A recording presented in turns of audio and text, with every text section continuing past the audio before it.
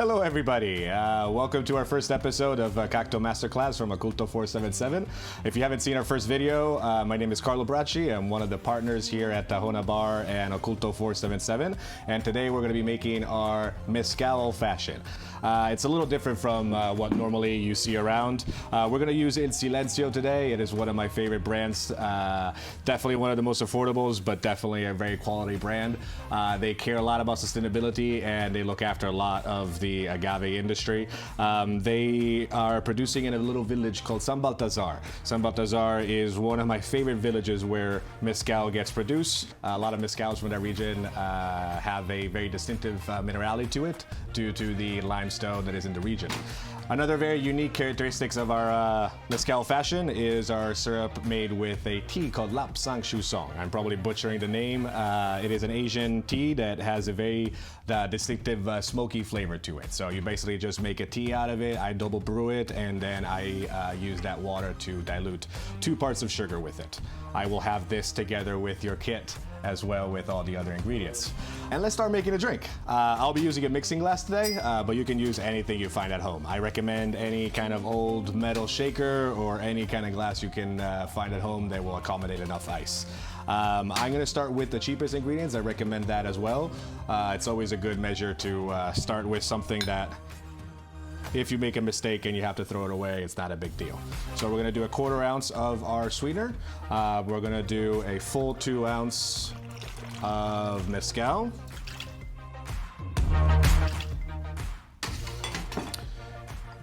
Then we're gonna have our Angostura bitters. I like this around the heavy side, but you can definitely add as much as you can. So I'm gonna do 3 or 4 dashes. And then something that I like to do as well, it's called the wriggle stir. So basically, you get the peel they would use as a garnish and express the oils inside of your mixing glass. What this does, it allows the oils to infuse a little longer without being just a layer on top of your drink once you express the oranges. Once we added our ingredients,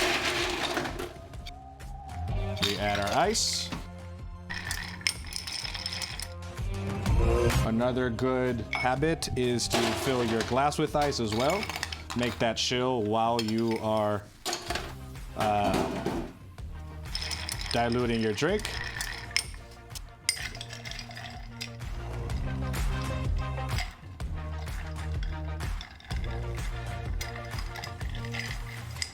Once you're happy with the dilution and the temperature, you discard the ice.